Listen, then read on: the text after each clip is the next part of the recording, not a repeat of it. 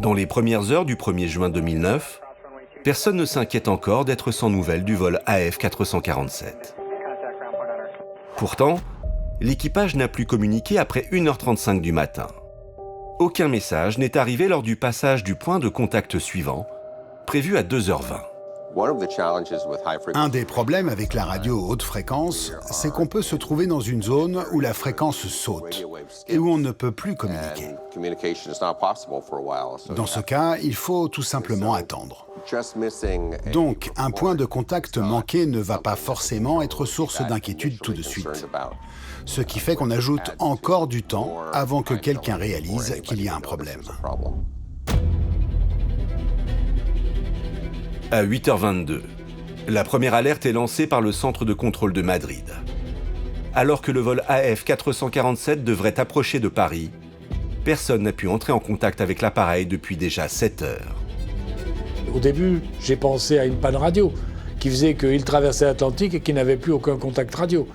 Mais là, personne ne l'a repéré, pas plus les côtes africaines, pas plus le Portugal, pas plus l'Espagne, personne. Tant qu'on n'a pas atteint le moment où l'on est certain que l'avion n'a plus de carburant, on ne considère pas qu'il y a un vrai problème.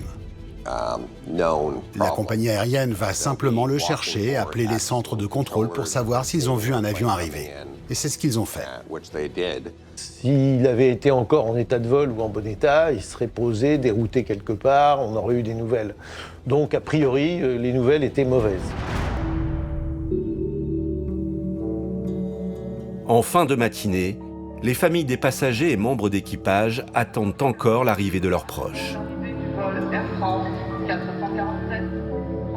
À 11h07, l'espoir s'éteint. L'autonomie de l'avion est dépassée. Il est désormais impossible que l'appareil puisse réapparaître. L'information principale, c'est la disparition des écrans radars d'un Airbus d'Air France. Il y aurait à son bord au moins 228 personnes, 216 passagers et 12 membres d'équipage. Je m'en souviens comme hier. J'étais dans ma maison de Rosny-sous-Bois en train d'installer une rampe dans l'escalier de la maison que je venais d'acheter et un coup de fil de mon père qui m'annonce qu'il y a un problème, que l'avion n'a pas atterri. Je n'étais pas du tout dans ces pensées-là et là, tout s'effondre.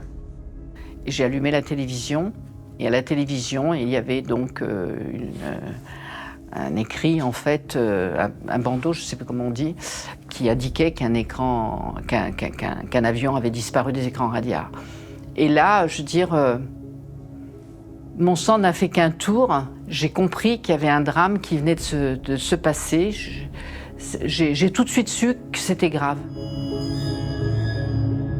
Personne ne sait ce qu'il est advenu de l'appareil, volatilisé au-dessus de l'Atlantique.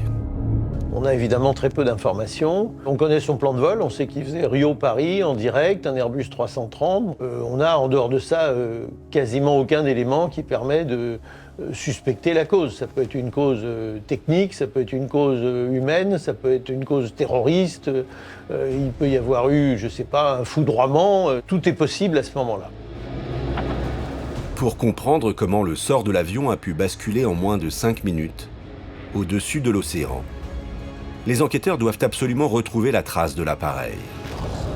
Et les recherches ne vont pas se passer comme prévu. Immédiatement, la zone est survolée pour trouver le moindre signe de l'avion disparu et de ses occupants.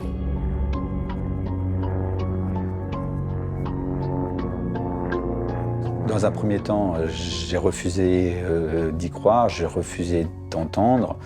J'ai espéré quelque chose, qu'on retrouve les personnes vivantes au milieu de l'océan. On a des faux espoirs. Ça m'était totalement insupportable de ne pas savoir s'il était encore en vie ou pas. Et donc il m'importait de découvrir ça, de le savoir.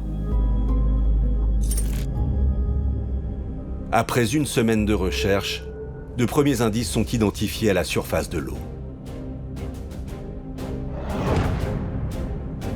Flottant au milieu de l'Atlantique, la dérive de l'avion et de nombreux débris confirment que l'appareil s'est crashé violemment. Les enquêteurs du BEA, le Bureau d'enquête et d'analyse, peuvent se mettre au travail.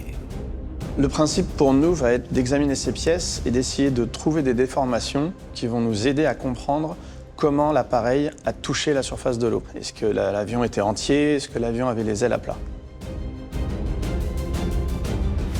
On se rend compte que les pièces sont déformées du bas vers le haut, ce qui semble nous montrer qu'il y avait une vitesse verticale importante et une énergie très forte. Mais ça ne se suffit pas à expliquer l'événement en entier. Les éléments les plus importants qui pouvaient donner accès aux informations sur l'accident, les enregistreurs de vol, étaient tombés au fond de l'eau. Donc il fallait absolument poursuivre les recherches. Afin de retrouver l'épave et ses boîtes noires dans l'immensité de l'océan Atlantique, les enquêteurs du BEA disposent d'un point de départ. Des messages automatiques transmis par satellite et destinés à la maintenance de l'avion, qui leur permettent de déterminer sa dernière position connue, à 2h10 du matin. On savait qu'il n'avait pas volé plus de 5 minutes par rapport à son dernier message de position envoyé. Donc on a fait tout simplement un cercle de rayon de 40 nautiques qui était la zone où on était quasiment sûr de trouver l'épave dans ce cercle. Donc ça faisait un cercle de 17 000 km². C'est dans ce cercle colossal que s'organise la première phase de recherche. Les balises situées sur les enregistreurs doivent émettre un signal permettant de les localiser. Mais celles-ci n'émettent que pendant 40 jours. C'est une course contre la montre qui s'engage.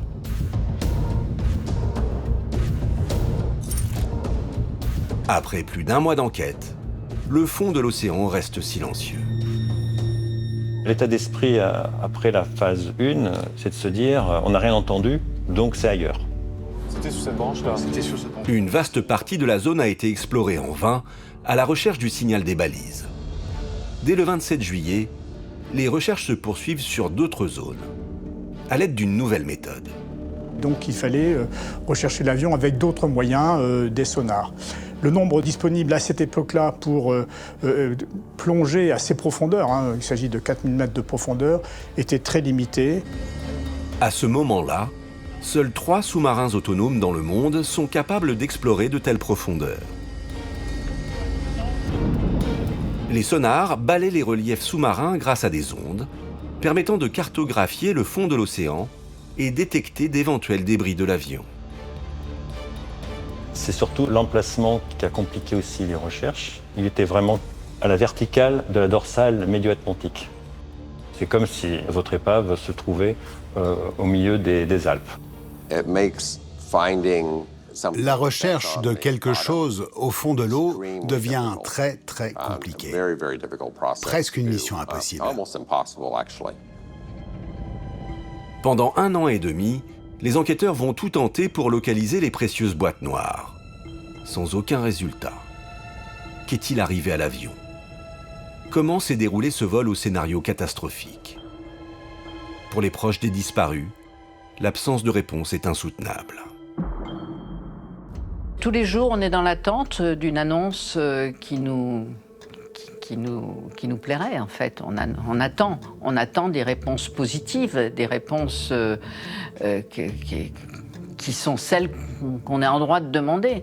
C'était très dur de faire notre deuil et effectivement, en plus d'avoir perdu notre frère, on avait les pilotes qui étaient mis en avant par certains médias qui faisaient qu'on avait effectivement cette double peine de ne pas pouvoir faire notre deuil tranquille et en plus de supporter des attaques et on n'avait à ce moment-là aucune défense pour dire non, c'est pas de leur faute.